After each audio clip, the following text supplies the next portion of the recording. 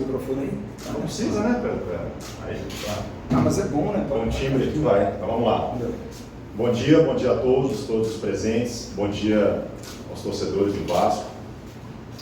Eu gostaria de falar algumas palavras antes de abrir para as perguntas dos jornalistas que aqui estão.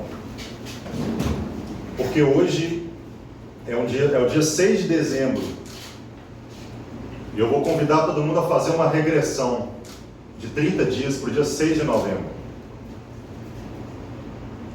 Agonia, angústia, medo, como é que todo mundo estava no dia 6 de novembro, véspera do jogo do Ituano? Todos esses sentimentos que foram pregressos a esse jogo foram eliminados logo após o final da partida. Então eu abro com esse regresso de 30 dias, onde começou uma nova era do Vasco. Todos estavam angustiados, agoniados, com receio, com medo do futuro. Embarco mais 3 datas a partir daí.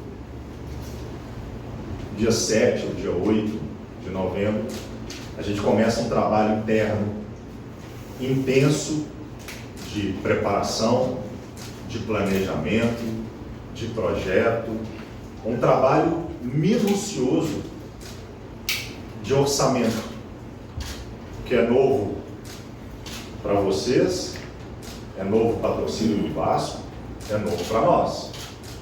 Eu nunca me debrucei tanto sobre tantas linhas de um orçamento como fizemos agora. Por quê? É um novo modelo, é um novo negócio, é uma nova diretriz. O Vasco é um clube hoje com um investidor que exige de forma correta, por profissionalismo, um trabalho minucioso e detalhado de orçamento para o ano de 2023. Então a segunda data, depois desse regresso que a gente fez de 30 dias, é a data ali do dia 20, 21, 22 de novembro, onde eu tive a oportunidade de representar o Vasco na reunião presencial da 777, dos diretores esportivos, que ocorreu em Gênova, um dos clubes do nosso grupo, com 2, 3 dias dentro do CT do Gênova, com todos os representantes da parte do futebol, dos clubes que compõem o grupo. E qual foi o objetivo dessa reunião? Ultimar e finalizar esse orçamento. E orçamento não é importante passar isso para todos. Orçamento não é colocar um número no papel e entregar. Orçamento é fazer uma pesquisa de mercado. Orçamento é fazer prospecção de mercado. Enquanto todos vocês, jornalistas, dentro da função de vocês, que eu respeito demais, começam a buscar no mercado nomes de atletas, e alguns que a gente realmente conversou, outros que não, tudo isso faz parte da montagem do orçamento. Tudo isso faz parte da definição do que a gente quer para o ano que vem, do número que a gente precisa, dos atletas que a gente vai agir como alvo. Então, essa reunião presencial, ela finaliza esse processo que começa logo após o nosso acesso à Série A. E é um orçamento difícil de fazer, porque é uma outra realidade do Vasco. São 2 anos de Série B. O Vasco não está indo para o 3º ano de Série A. Ele vai para o 1º ano de Série A e um 1º ano de Série A com uma SAF, com investimento, com nova realidade. A terceira data, das 4 que eu vou fechar para vocês, é a reunião que teve do Conselho de Administração, a primeira reunião que teve dentro do processo do Vasco, do Conselho de Administração, onde tem os membros do 70% de investimento da 777 e do 30% da associação. Nessa reunião, institucionalmente, todo esse trabalho feito foi chancelado. Então nós estamos falando do dia 2 de dezembro, ao final do dia 2 de dezembro, onde houve uma chancela institucional desse orçamento, desse plano, desse projeto, desse profissionalismo.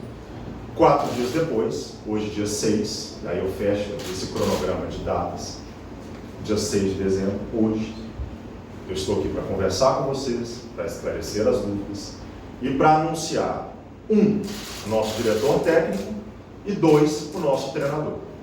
A partir do dia de hoje, com o diretor técnico, nessa sequência, com o diretor técnico e com o técnico, a gente vai começar a anunciar os jogadores. E o Vasco já tem jogadores contratados. O nosso diretor técnico vai ser o Abel Braga, uma pessoa com vasta experiência dentro do futebol e com uma identificação com o Vasco.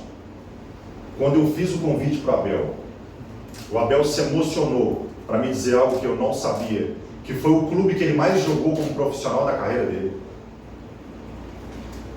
Um profissional que vai ser o elo entre a diretoria e o vestiário, e ele é mestre em vestiário. E nós vamos precisar, no ano que vem, de um mestre de vestiário para as competições que nós vamos disputar. E ele é esse mestre de vestiário. Importante, o Abel não será treinador do Vasco em nenhuma hipótese. Ele é diretor técnico. O nosso técnico para 2023 vai ser o Maurício Barbieri. Maurício Barbieri é um jovem que vem de 3 anos de um trabalho dentro do Red Bull Bragantino, um clube com viés empresarial, um clube com objetivos muito semelhantes em nível mundial com o Vasco, um treinador cujo modelo de jogo é o escolhido pelo Vasco para 2023, agressividade, verticalidade, dinamismo, trabalho com jovens, desenvolvimento dos talentos, potencializar jogadores para não só ter um fim esportivo, mas também ter um fim financeiro a partir do próximo ano.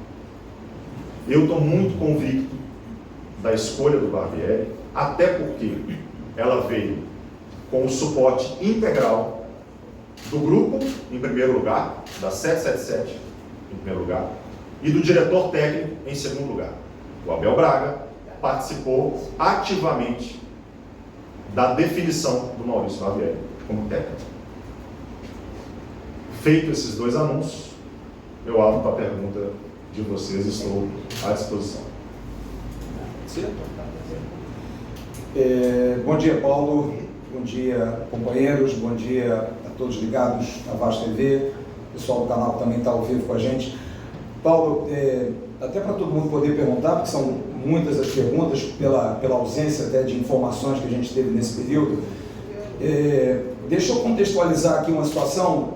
O Vasco vive, durante muitos anos, dificuldades financeiras e promessas não cumpridas, enfim, o caos que todos nós sabemos.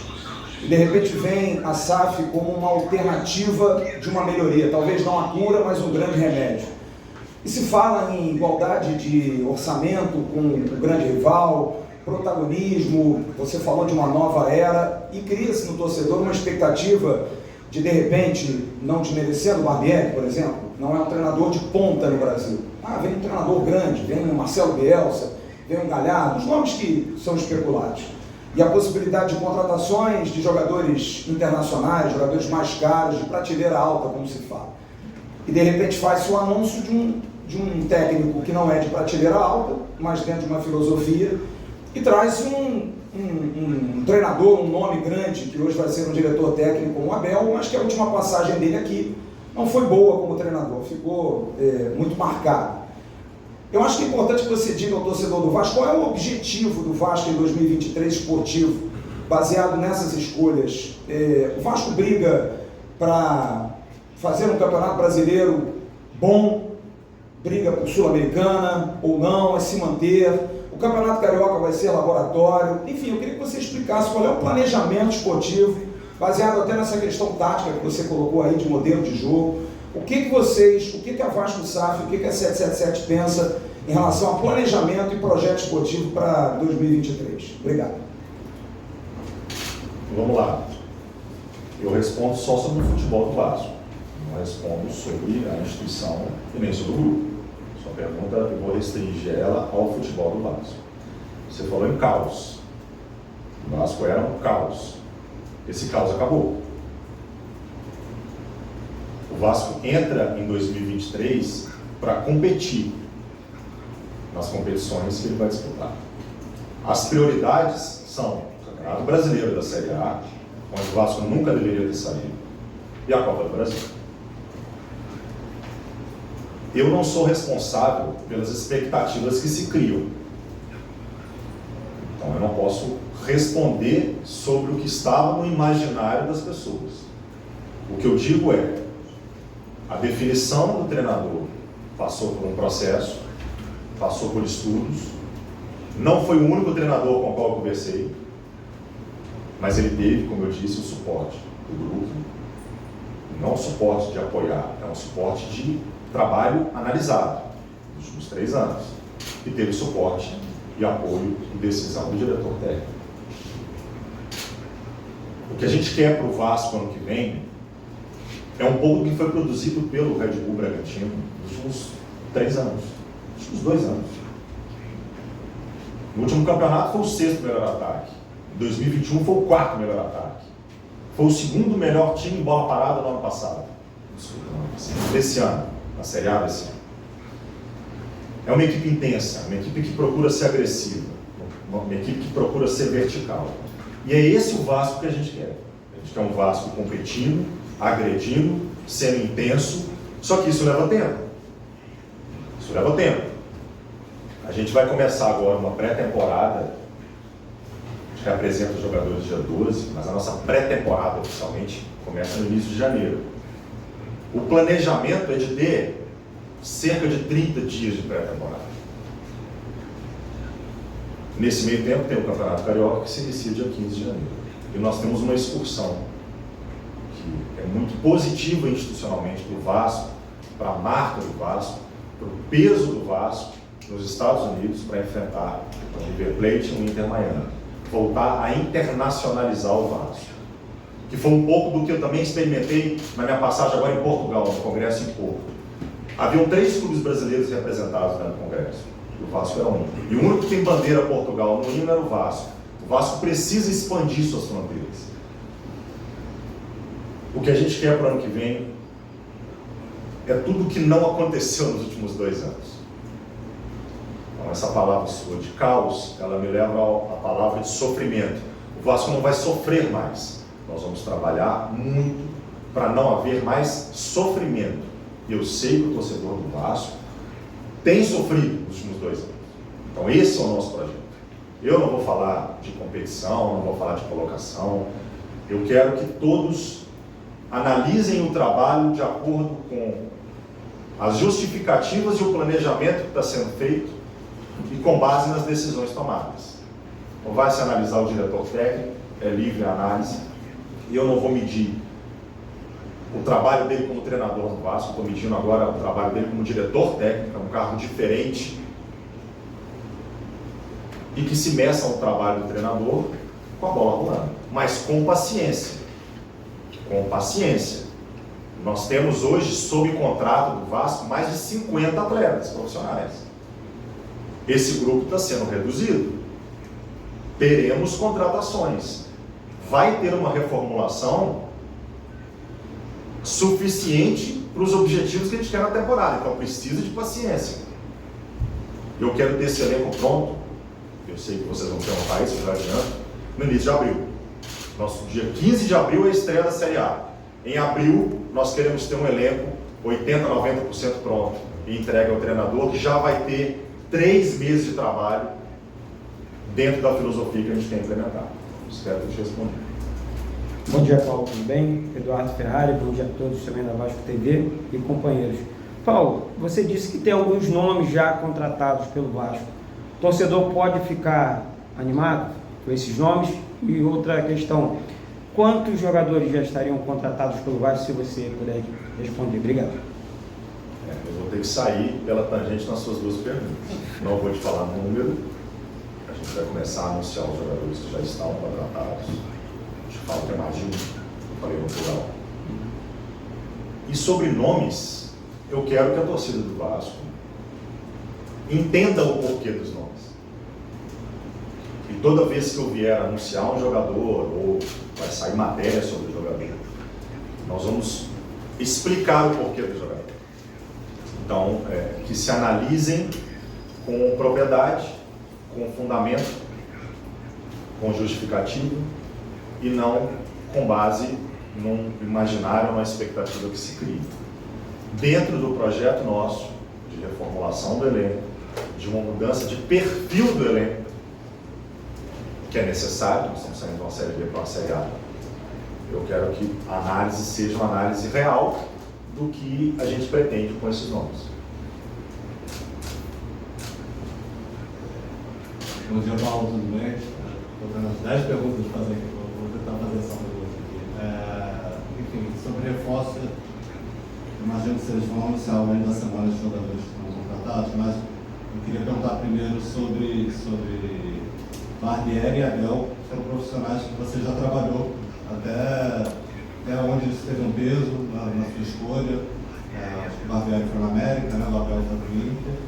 E também a situação dos jogadores que estão aqui no clube, que fizeram parte do elenco, principalmente Nenê, Alex Teixeira, que são jogadores que têm contrato acabando agora, por causa do Alex já até acabou, e a situação do André, se nessa viagem para a Europa teve algum contato de algum clube de fora, não sabe que ele é um jogador muito assediado do mercado europeu. Obrigado. Vamos lá. Trabalhei com os dois em contextos diferentes. O Abel, tive a oportunidade de trabalhar com ele no Internacional, e ao lado dele a gente, por poucos minutos, não seria campeão brasileiro.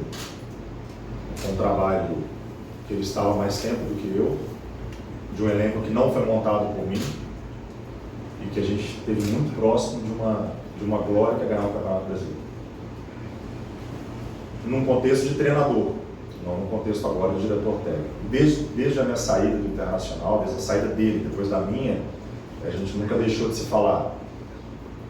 E não deixa de ser um conselheiro dentro da minha carreira. Eu me fio muito nas pessoas experientes dentro do futebol. O futebol ele nos ensina demais.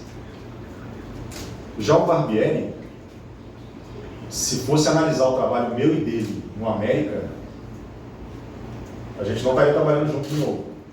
Porque não deu certo. Só que de lá para cá, houve uma evolução desses dois profissionais. Eu sei me avaliar. Eu tenho os meus defeitos, eu tenho minhas qualidades. E, sobretudo, eu tenho a capacidade de olhar para 2018, 4, 5 anos atrás, e ver qual profissional que eu era e qual profissional que eu sou hoje. Da mesma forma, o Barbieri. O Barbieri evoluiu muito como treinador. Eu evolui muito como diretor executivo. E o que me dá a convicção de que o nome é um nome correto é essa análise das últimas 2, 3 temporadas, conjugado ao que a gente quer para o ano que vem.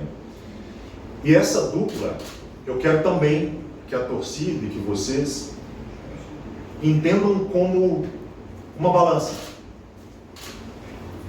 O que um não tem de maestria, o outro tem. O que um outro não tem dentro de campo ou fora de campo, o outro vai completar. Eles se complementam. Eles se complementam. E isso pesou muito na escolha. Para eu ter ali do meu lado, na parte técnica, que eu respeito muito a parte técnica, não sou treinador, não é minha área de gestão. Mas eu preciso ter ali do meu lado pessoas que vão se complementar. Vai ter cobrança entre eles, vai ter exigências altas entre eles, e eu estou muito satisfeito com essa dupla, com essa dobradinha, com esse trio que eu estou no meio. Sobre os atletas, Alex, o contrato terminou no final de novembro, houve uma procura nossa para a renovação, ainda sem retorno. Hoje ele é um atleta livre, mas eu ainda aguardo o retorno dele. E vou respeitar a decisão que foi tomada em relação ao Alex, na decisão dele. Nenê também foi feita uma proposta. E o Nenê quer me encontrar essa semana, eu acho que é justo encontrar com ele presencialmente, ele também estava viajando, ele foi para o Nenê, dentro do que a gente entende como perspectiva para o ano que vem, um atleta que contribuiu muito para o nosso acesso. Ele precisa receber esse tratamento meu, que é uma conversa pessoal, isso vai acontecer essa semana. Andrei, ao mundo todo que é o Andrei, mas o André é do Vasco, o Andrei tem contrato conosco, um contrato forte, o Andrei deve ir para um sul-americano sub-20. E eu não tenho como garantir o que vai acontecer com o Andrei. Eu gostaria muito que o Andrei ficasse conosco nesse ano, nesse projeto nosso de Série A. Mas é um atleta que, na prateleira do mercado, ele está sendo muito visado. Para isso, a gente trabalha em outros ativos dentro do grupo, os que já estão aqui, os que virão do sub-20, e os reforços que nós vamos trazer, alguns com esse viés de ativo.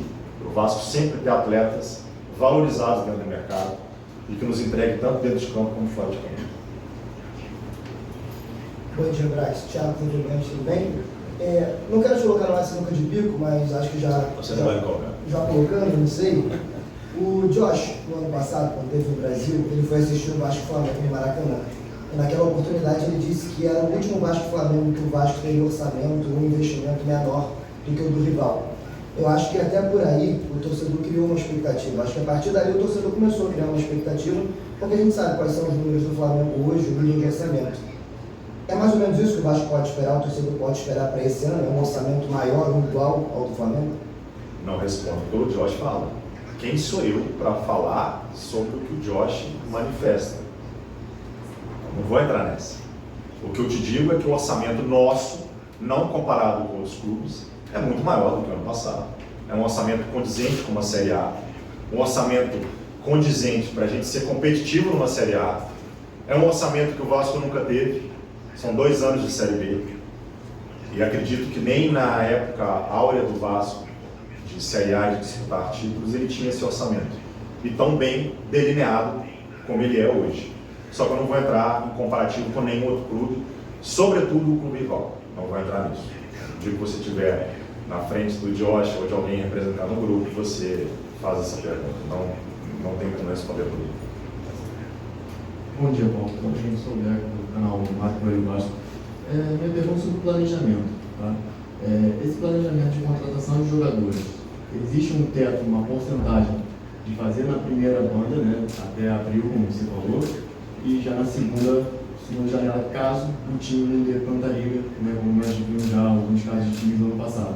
Existe essa porcentagem e caso exista uma previsão de furo do teto? Qual o final da sua pergunta? Desculpa. Existe alguma previsão de furo do teto do orçamento para contratar mais jogadores? Desculpa, eu não te entendi. Existe uma previsão de... Eu só entendi o teto. Furo do teto. Furo do teto. Furo do teto? Isso. Caso passar do orçamento, é isso? Exatamente. Desculpa, não tinha entendido, tá? Vamos lá. É sempre importante dentro do planejamento de ano, de contratações, você pensar nas 2 janelas que você tem. Dentro das competições que você tem. Então, a gente tem o início do Brasileiro, o início da Copa do Brasil, o pós-Carioca em abril. E nós vamos ter uma outra janela no meio do ano, que é uma janela que a Europa vem muito aqui, coincide a janela deles. Não vou te confirmar porcentagem, mas eu não vou, pelo futebol, gastar todo o orçamento na janela de abril. Não posso fazer isso. Não posso fazer isso. Então eu tenho que deixar uma reserva para possíveis saídas, e eu quero que o Vasco esteja cada vez mais na prateleira alta, para despertar interesse sim dos clubes, porque se está despertando interesse, é positivo. O clube que está lá embaixo não tem interesse em jogador. Então eu quero que os clubes realmente tenham interesse em atletas do Vasco.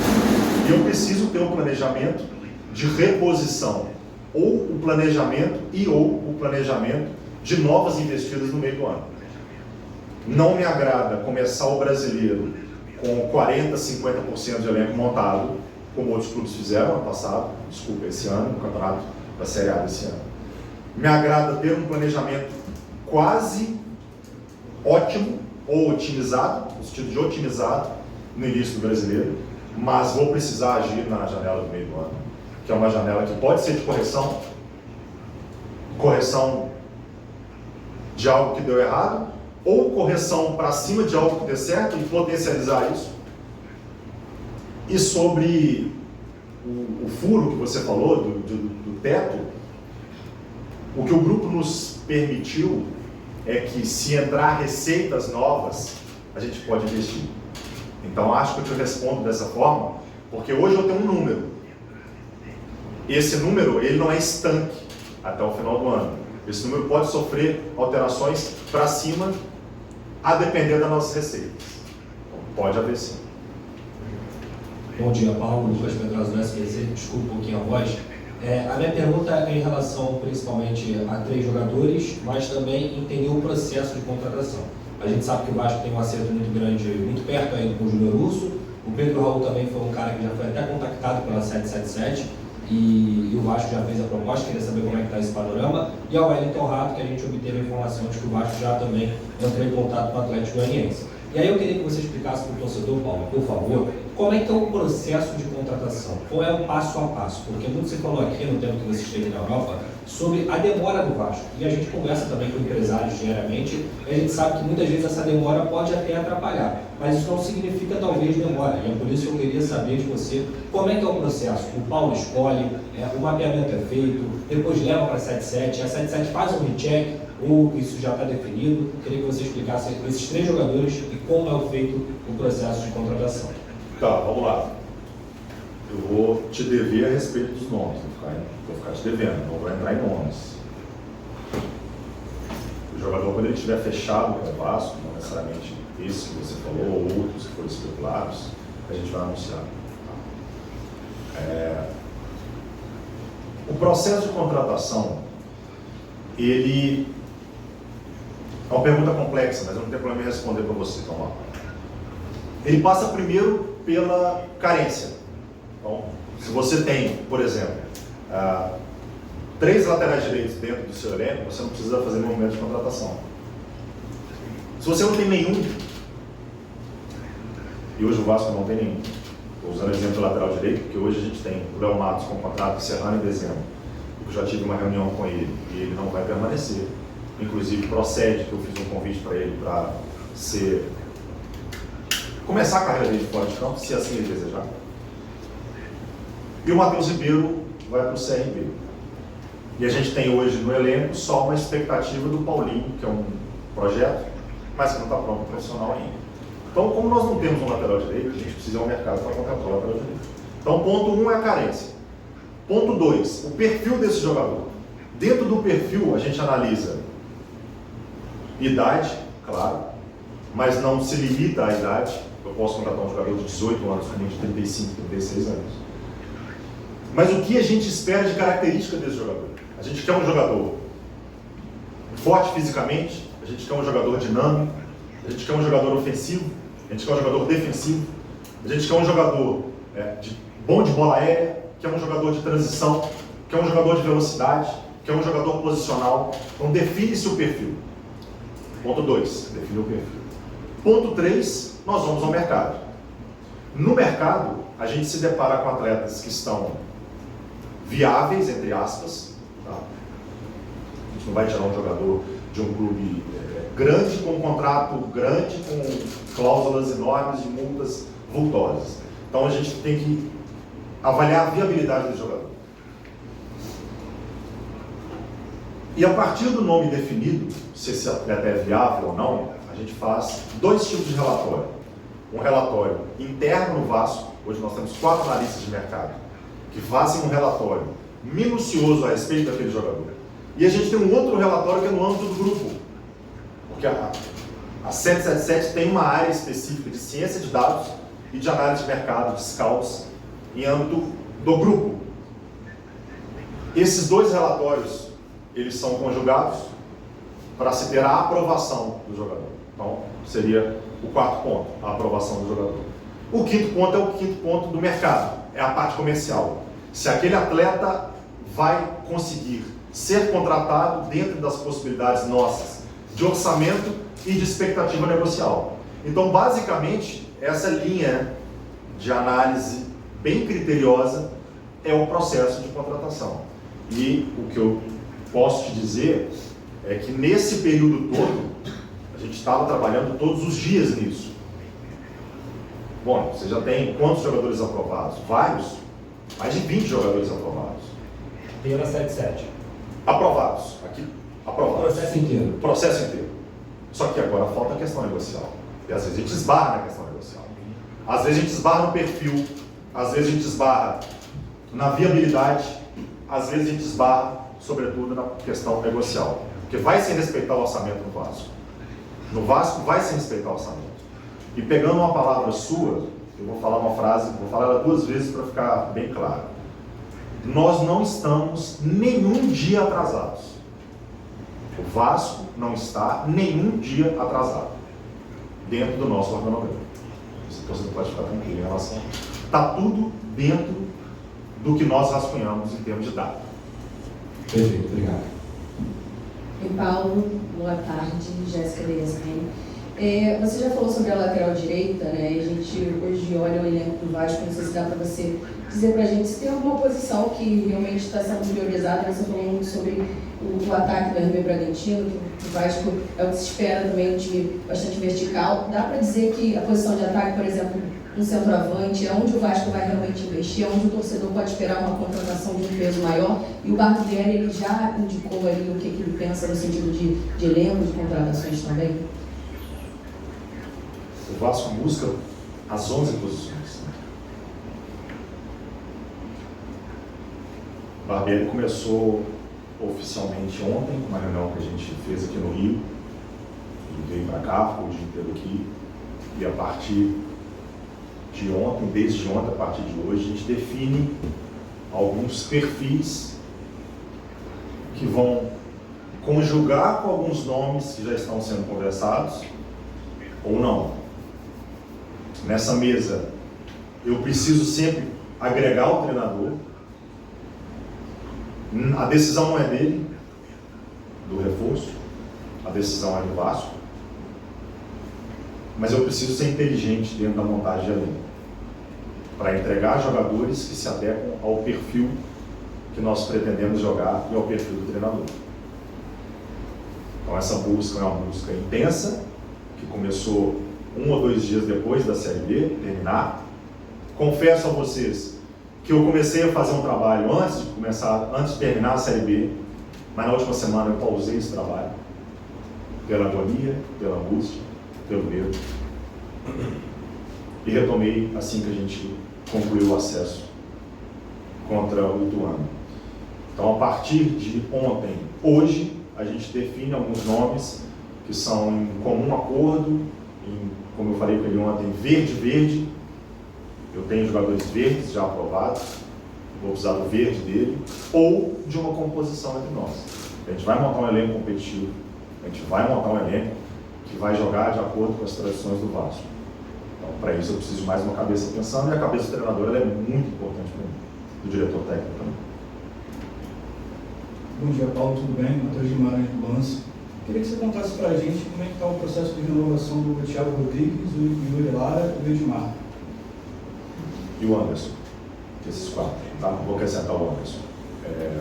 Esses 4 jogadores que você me perguntou, Thiago Rodrigues, Anderson Conceição, Edmar e Yuri, possuem uma cláusula de renovação automática no contrato. Contrato esse que não foi feito por mim. E esses 4 jogadores, eles só não vão permanecer se eles não quiserem permanecer. Paulo, no último Vasco Flamengo, Carioca, no ano passado, o Jorge esteve no jogo, falou que era a última diferença entre os 2 clubes, entre o Vasco e o Flamengo. Vai cumprir essa promessa de montar um time equivalente para disputar e vencer o Flamengo ou não? E a outra pergunta, o Alex Teixeira fica no Nenê também? Vamos lá, já respondi essas 2 perguntas, mas respondo novamente, sem problema. Eu posso pedir para a turma parar de falar de Flamengo, assim, geral? Vamos falar do Vasco. Falar do Vasco. Esqueceu o Flamengo. Eu não sou responsável pelo que o Jorge fala, pelo planejamento do grupo em termos de orçamento, em termos de expectativa, em termos de projeto. Eu lembro que o Jorge, na minha apresentação, ele fala de um projeto de médio e longo prazo. E eu me recordo que logo após essa pergunta me fizeram uma outra sobre planejamento para o ano que vem, e eu disse que não fazia planejamento para a Série B do ano que vem. Então, o planejamento era único para a Série A. Então a gente tem pontos que eu falo sobre futebol e ele fala como investidor. Sobre atletas, esses 2 atletas que você citou receberam uma proposta de renovação do Vasco, com prazos diferentes.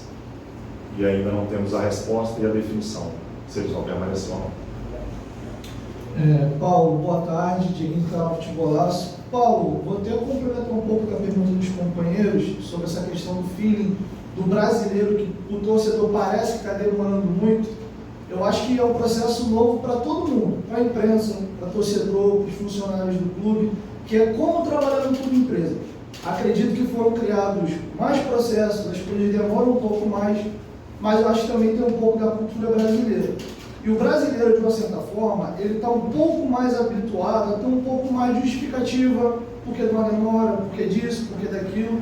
Eu acho que o processo ainda é muito novo e o torcedor está mais angustiado. Primeiro que criou-se uma expectativa, depois de 20 anos, o clube não tinha expectativa de fato ter um ano vindouro, e também demora muito tempo de vir algo a público. Gostaria de perguntar como deve ser o modus operandi do departamento de futebol. Vocês só vão falar de uma contratação de fato que não fechou? Como é que vai ficar essa comunicação do clube com a torcida ou com a imprensa? Porque a percepção que está se tendo um pouco é de que está algo frio. Está tudo sendo decidido entre a 777, o clube, e só quando tem um planejamento interno, fechou alguma coisa, vem a público. Tanto que hoje está fazendo 1 mês que acabou o Campeonato Brasileiro da Série B. Você mesmo disse que está tudo dentro do planejamento de vocês, mas de certa forma o torcedor não sabe qual é o planejamento da diretoria. Então, a minha pergunta é nesse sentido. Como é que vai ficar a comunicação com o torcedor? Acho que é importante esse processo de educação, de entender, até porque por mais que o clube tenha um dono, a gente sabe que o torcedor no Brasil tem esse pertencimento de se achar dono do clube também. Então, esse é o ponto 1 sobre contratações. Um jogador que a torcida sempre almejou retornar um dia ao Vasco é o Paulinho, que chegou no Atlético Mineiro. O nome dele foi vinculado ao Vasco no período da Série B ainda, ele fechou com o Atlético. De fato, houve uma consulta do Vasco, era um jogador que vocês tinham interesse, os valores não agradaram ou não. Depois da análise de vocês, foi um jogador descartado. E uma outra situação que eu gostaria de perguntar também, tem como vocês passarem para a gente qual é o planejamento esportivo do Vasco, se for vocês têm definido? O Vasco esse ano briga por quê? Por Libertadores, é um ano tranquilo nos 10 primeiros colocados. Qual é a visão do Campeonato Carioca? Vai ter uma temporada fora do Brasil? A ideia é só participar, usar de laboratório? Se eu pudesse detalhar esses 3 pontos para mim, obrigado. Vamos lá, o terceiro ponto foi a primeira pergunta que teve na coletiva, tá? Vou resumir. Nós vamos ser competitivos ano que vem. Nós vamos montar um elenco que o Vasco não vai sofrer mais, como sofreu nos últimos 2 anos no universo de Série B. Sua primeira pergunta. Cara, o Vasco não é Big Brother. Quando eu venho a público dizer para vocês, sobretudo para a torcida do Vasco, desse cronograma de 30 dias, nós estamos passando o que está acontecendo nos últimos 30 dias de Vasco. A gente poderia nem passar. A gente poderia simplesmente trabalhar, que é o que a gente faz todos os dias. Mas acho pertinente e acho positivo explicar e justificar o que está sendo feito. E para dizer a frase que eu disse para o seu colega, não teve nenhum dia de atraso. É uma nova cultura? É uma nova cultura, é um novo modelo? Sim. Então nós estamos em competição? Não. Nós estamos em dezembro, início de dezembro de 2022. Nosso primeiro jogo oficial é daqui a mais de 30 dias no Campeonato Carioca.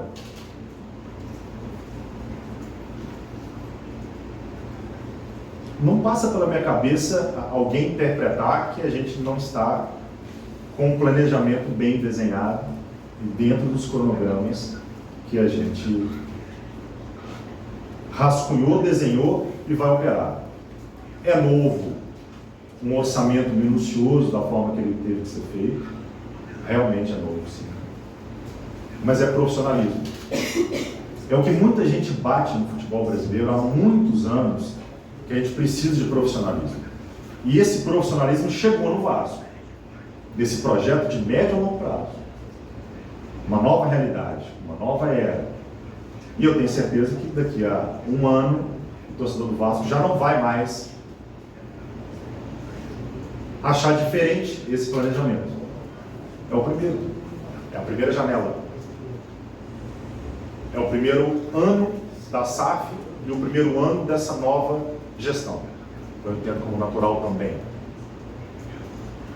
E a sua segunda pergunta, Paulinho, eu fiz a reunião com o empresário do Paulinho e o Paulinho está fora do nosso orçamento, muito fora do nosso orçamento.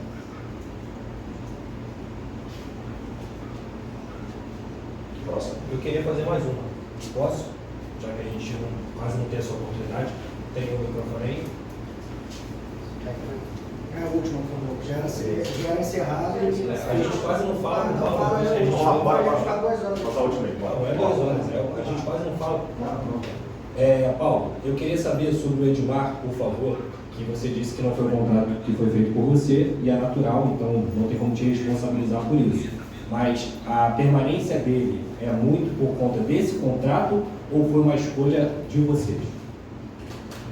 Eles têm uma renovação automática, não só o Edmar, mas esses 4 jogadores, eles têm uma renovação contratual automática. E renovação automática só se desvincula com o pagamento de uma indenização. O contrato.